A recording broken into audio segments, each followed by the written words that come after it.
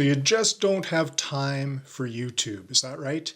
That's probably one of the most common complaints I hear from people who end up quitting. Some of my clients, especially who are in busy corporate environments and they're trying to do the YouTube thing, maybe on behalf of their company, or maybe it's a side hustle. They just can't seem to find enough time in the day to create videos and do all of the things that YouTube requires. And I get it, because of all of the social media platforms, YouTube is the one that I would say requires the most upfront work. But it probably also has the biggest payoff in the long run, in my opinion anyway. And so the question is, how do you find the time? And it is possible. In fact, you do have the time, and I'm going to tell you just exactly how in a minute here. There are a couple of things to keep in mind. And one is kind of tactical, and the second one I'll share with you is probably the most important one, so stick with me here. And the first one really is having the right system. And you might have heard this from other creators. It really is about auditing your energy, not just your time.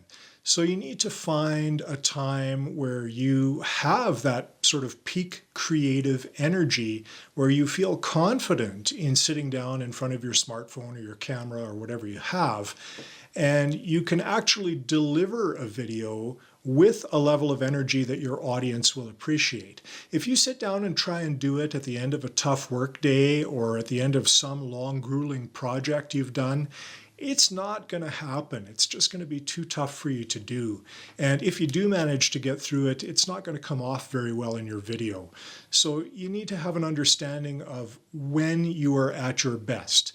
So it might be in the morning, it might be in the afternoon. For me, it's afternoons typically. But you'll just have to practice and try it a little bit and see what works for you. The other thing that's really sort of a tactical thing is batch creating. And that really is your best friend. I'll tell you that right now, because it allows you to be efficient in your video creation.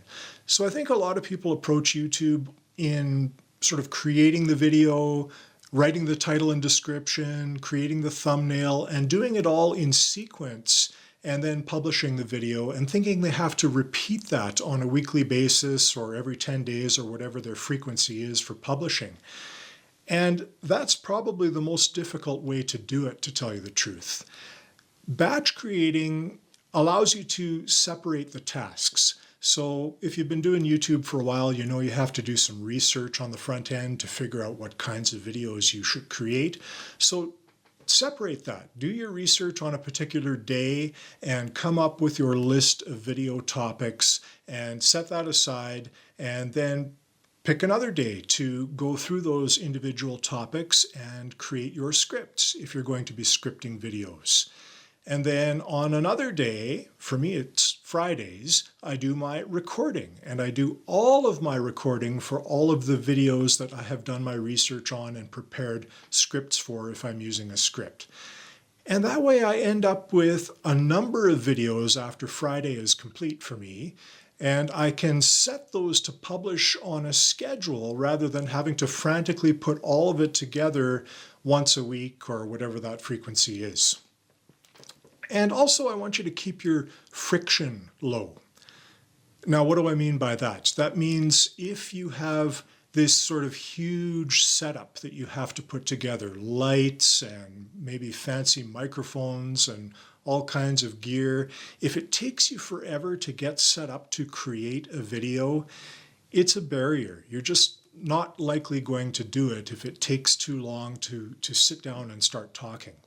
So don't be afraid to just use your smartphone or use a camera and one light or some kind of a really light setup so that you really don't have that barrier, or create a permanent studio space if you happen to have the space in your office or in your home. And then you just have to sit down and turn things on, flip of a switch, and away you go. You can start creating. That's the tactical stuff that's really going to help you. The second thing, and I think this is the most important thing, quite frankly, but it's really about mindset. And if you, let's face it, you have time to do things like check your email. You have time to make dinner, right? Or maybe you don't always, I don't know. It depends on what's going on in your household or in your office environment. But there are things that you prioritize because they are important to you. So the trick is shifting from finding time to actually making time. And you're never just going to run across a bunch of extra hours in your week to make YouTube videos. So you have to actually choose, what am I going to say no to in order to have that extra YouTube time? Because I want to make YouTube a priority, because I know at some point I want to make YouTube a business, a side hustle, or I want to make YouTube that thing that drives traffic to my existing business. And in order for that to work, I have to put in the time, I have to put in the effort, because it is a long game. So you have to have that mindset. And there are some ways to do that, right? So a lot of the common advice will be something like, treat it like an appointment. So if you, let's say you had a meeting coming up scheduled with a really high ticket client, that's not something you're going to blow off. You're going to make sure that whatever else is happening in your calendar, your schedule, or in your life, you're going to make sure to do your best to be at that particular meeting.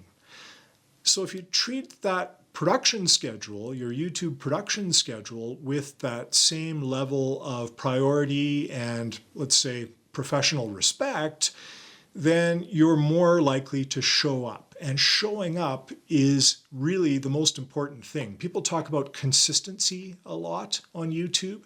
And maybe that means a weekly publish or a monthly publish or whatever it is you're doing that works for you. But in order to be consistent, you need to have that commitment and that level of professional respect for that commitment. And one way to make sure it happens is to embrace what I'll call the good enough philosophy. And it's a little bit backwards, and I get it. For people who want to do their very best, good enough isn't good enough. And most business environments are not going to settle for good enough. That's just not how things work. But here's the thing. You're not necessarily aiming for perfection in video. And I've done another video where I talk about how perfection may actually be backfiring in this environment. And I'll put that at the end of this one for you to check out next if you missed it. But good enough, and that philosophy of doing a video and calling it good enough and moving on and getting it done, because done is better than perfect, that is what allows you to build a habit of consistency.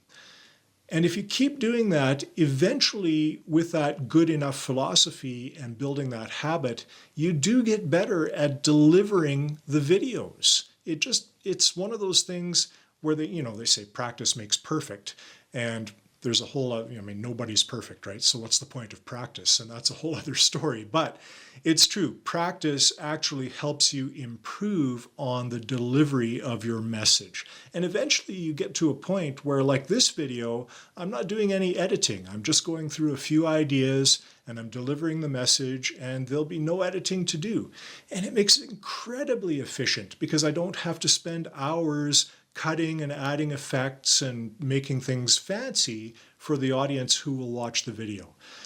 So make it good enough. Don't be afraid to publish it. Don't worry about how people might judge you when you put that video out there, because I'll tell you the truth, many of those viewers are not qualified to judge because they're not doing it themselves. So you just have to practice and get it done, get it out there, and improve as you go. That's how you have time. That's how you make the time in order to do YouTube. And it will pay off. All of those things will pay off. You just have to be patient because it is a long game. So it's not going to happen where you see results in a matter of days or weeks. It really is a matter of months or even years in some cases before you really get into a groove and start seeing some results from your efforts. So enjoy the process. Keep at it, make the time, and it will pay off in the long run. I'll see you in the next video.